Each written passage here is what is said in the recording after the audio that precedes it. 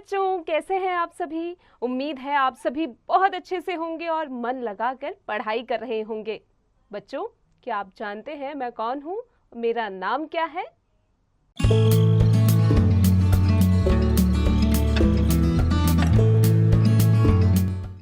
Right, मेरा नाम है मनीषा और मैं आपकी अध्यापिका हूँ। तो बच्चों, आज की कक्षा में हम जानेंगे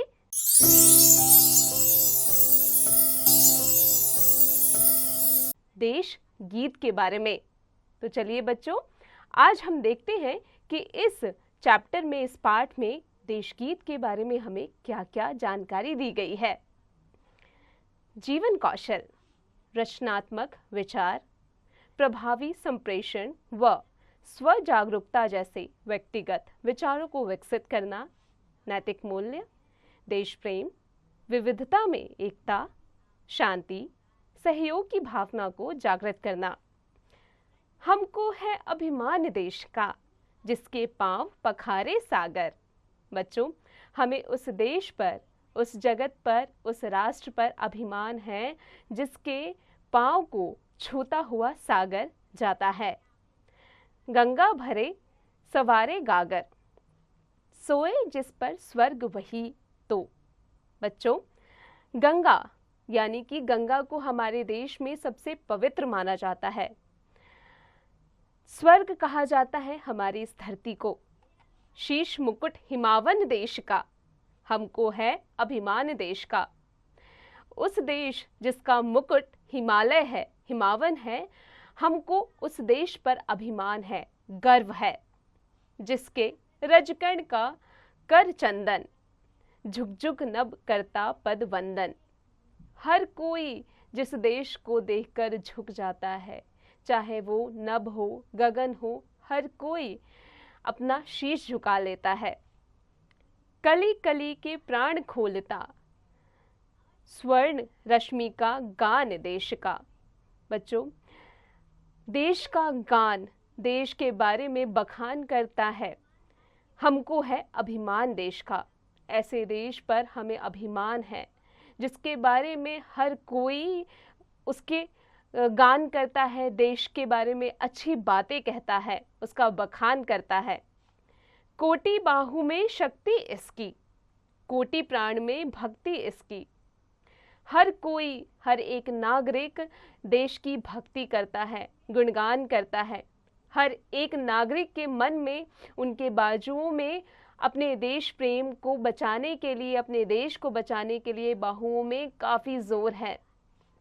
कोटि कोटि कंठों में गुंजित, मधुर मधुर जयगान देश का, हमको है अभिमान देश का। हमें ऐसे देश पर अभिमान है जिसमें मधुर मधुर जयगान है। उस देश के बारे में हमें ऐसे देश पर अभिमान है और इसके कवि हैं हंस कुमार तिवारी। चलिए बच्चों, अब आ जाते हैं इसके अभ्यास कार्य पर। पाठ ज्ञान, सही उत्तर पर सही का चिन्ह लगाइए। कवि ने शीश मुकुट किसे बताया है? हिमालय को। बच्चों, इसके आगे का अभ्यास स्वयं कीजिएगा। निम्नलिखित प्रश्नों लिखित उत्तर लिखिए। बच्चों, यहाँ पर कुछ प्रश्न दिए गए हैं जिनके उत्तर को आप पाठ की सहायता से लिख सकते हैं। कविता की पंक्तियों में कुछ शब्द गलत आ गए हैं, ठीक करके इन पंक्तियों को दोबारा लिखिए। बच्चों, पाठ की सहायता से यहाँ पर कविता के कुछ पंक्ति दी गई हैं जो कि गलत है। आप क्या करेंगे? आप कविता में जाएंगे, उन्हें अच्छे से पढ़ेंगे और यहाँ जो भी गलत हैं उन्हें ठीक करेंगे।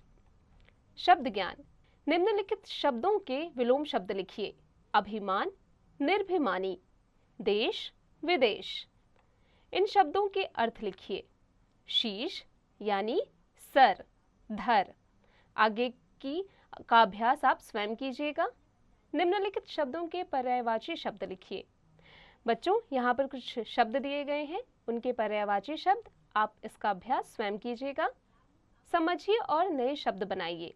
प्राचीन जमा ता, इसका क्या शब्द बनता है बच्चों? प्राचीनता। बच्चों, आगे का अभ्यास स्वयं कीजिएगा। भाषा ज्ञान, इन वाक्यों में से संज्ञा शब्द चुनकर लिखिए। बच्चों, यहाँ पर कुछ वाक्य दिए गए हैं, उनमें आपको संज्ञा शब्दों को चुनना है और लिखना है। इन शब्दों से वाक्य बनाइए। बच्चों को शब्द दिए गए हैं, उसकी मदद से आपको कुछ वाक्य बनाने हैं। जिस शब्द से मन के भाव, गुण तथा अवस्था का पता चलता है उसे भाववाचक संज्ञा कहते हैं, जैसे बचपन, मिठास आदि। भाववाचक संज्ञा के सामने सही का चिन्ह लगाइए। समान तुक वाले शब्द लिखिए।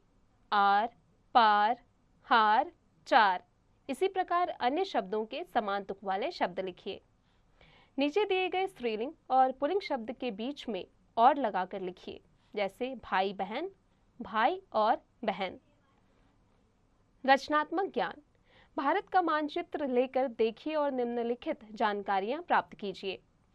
हिमालय से सटे भारत के राज्यों के नाम, भारत से सटे महासागरों व महासागरों के नाम, भारत के पूर्वी भाग में बहने वाली 2 प्रमुख नदियों के नाम, भारत के दक्षिणी भाग में बहने वाली 2 प्रमुख नदियों के नाम। हमारा देश भारत, इस विषय पर एक अनुच्छेद लिखिए। बच्चों, उम्मीद है आज की कक्षा में पाठ में हमने जो पढ़ा आप अच्छे से समझ गए होंगे। अब आप इसका अभ्यास निरंतर करते रहिएगा।